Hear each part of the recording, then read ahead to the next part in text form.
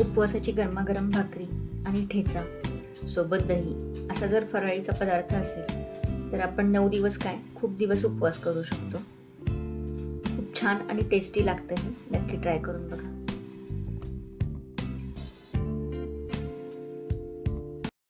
Hello friends, welcome back to our channel sparkling stars. लवकरच नवरात्री येत आहे आणि नवरात्रीमध्ये बऱ्याच जणांचे उपवास असतात 9 दिवसाचे. त्यावेळेला खाण्यासाठी आज मी तुमच्यासोबत वरईची भाकरी आणि मिरचीचा ठेचा शेअर करणार आहे. खूप छान पांढरी शुभ्र अशी ही भाकरी होते आणि ठेचा त्याच्याबरोबर खूप चविष्ट लागतो. याच्या आधीही मी तुमच्या बरोबर काही उपवासाच्या रेसिपीज शेअर केलेल्या आहेत. त्याची लिंक पण मी डिस्क्रिप्शन बॉक्समध्ये देते. त्या पण तुम्ही ट्राय करून बघू शकता या नवरात्रीमध्ये.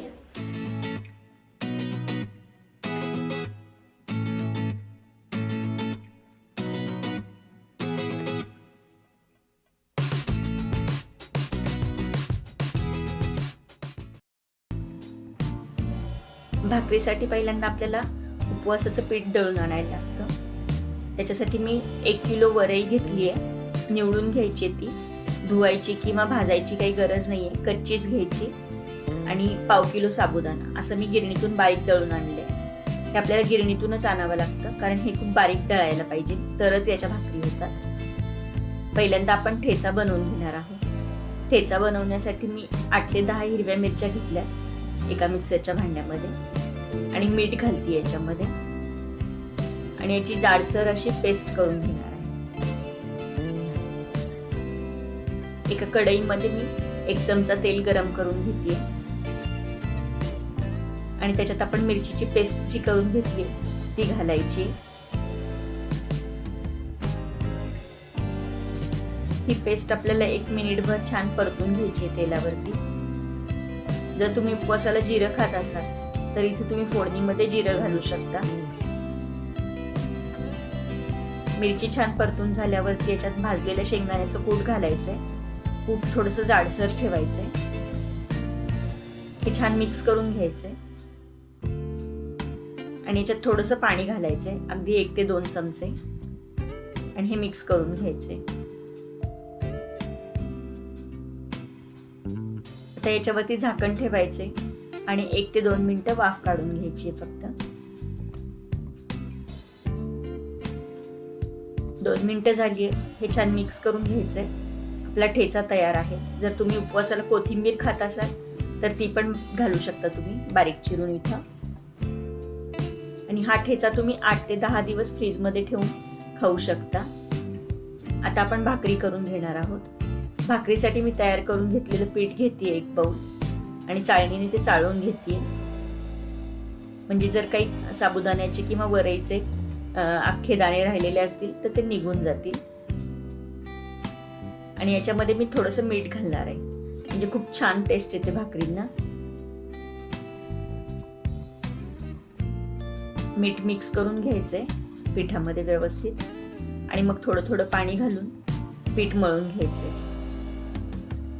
याला जास्त पाणी लागत नाही, त्याच्यामुळे अगदी थोडं थोडं पाणी घालून पीठ मळून घ्यायचे.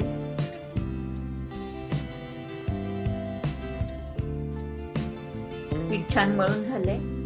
याला व्यवस्थित 1 ते 2 मिनिटं चुरून घ्यायचे. आपण ज्वारीच्या भाकरीला वगैरे चुरतो तसं. आणि या पिठाच्या मी आता 2 भाकरी बनवणार आहे. 2 गोळे केलेत मी, एक बाजूला ठेवून देणार आहे आणि एक भाकरी करून घेणार आहे. भाकरी बनवण्यासाठी मी खाली थोडंसं पीठ चाळून घेतली आणखी.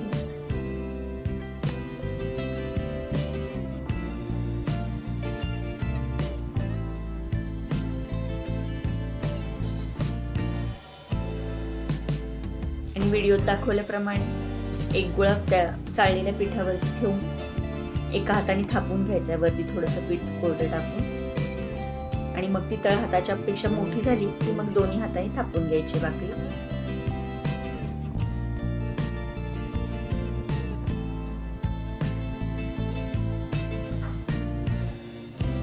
छान पातळ अशी आपली भाकरी थापून झाली आहे. आता भाकरीची वरची जी बाजू आहे ती तव्यावरती खालती येणार आहे. अशा पद्धतीने टाकायची आणि पिठाची जी बाजू आहे ती वरती यायला हवी. मी तवा गरम करून घेतलाय. तवा छान कडकडीत गरम हवा. निर्लेपचा तवा इथे चालणार नाहीये, मला लोखंडाचा किंवा बेडाचाच तवा वापरायला लागेल भाकरीसाठी.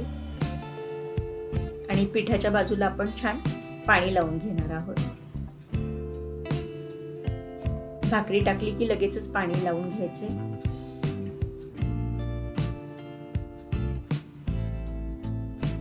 हे पाणी 1 ते 2 मिनिटांमध्ये सुकतं आणि पाणी सुकल्यानंतरच भाकरी आपल्याला उलटून घ्यायची आहे.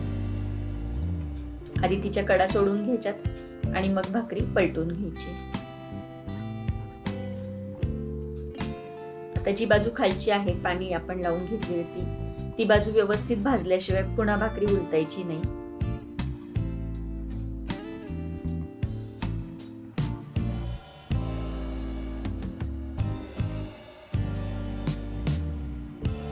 भाकरी चेक करून घ्यायची की सगळ्या बाजूने व्यवस्थित भाजले का नाही, आणि जिथे नसेल भाजली गेली तिथे उलटण्याने दाबून प्रेस करून ती भाजून घ्यायची.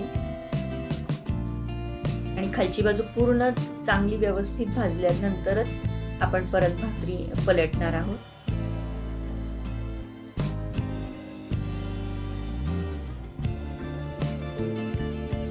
खालच्या बाजूने आपली व्यवस्थित भाकरी भाजून झाली. आता आपण ही पलटी करून थोडीशी शेकून घ्यायची. तुम्ही बघू शकता भाकरी छान फुलते, खमंग आणि छान होतात या भाकरी. दुसऱ्याही बाजूने आपली व्यवस्थित भाकरी शेकून झालीये. आता आपण ही काढून घेऊया आणि मी दुसरी भाकरी अशीच करून घेते आणि गरमागरम सर्व करूया. खूप टेस्टी आणि छान लागतं हे आणि एकदम पोटभरीचं होतं. नवरात्रामध्ये एका वेळेला जर तुम्ही असं जेवण केलं, असा फराळ केला तर तुम्हाला बिलकुल त्रास होणार नाही. तुम्हाला जर आमचे व्हिडिओज आवडत असतील तर प्लीज स्पार्कलिंग स्टार्सला सबस्क्राईब करा. कॅफ्राईल डिलाईटला आणि स्पार्कलिंग स्टार्सला इंस्टाग्रामवरती फॉलो करायला विसरू नका. पुन्हा भेटूयात अशा छानशा रेसिपीसोबत. तोपर्यंत बी सेफ, कीप स्पार्कलिंग.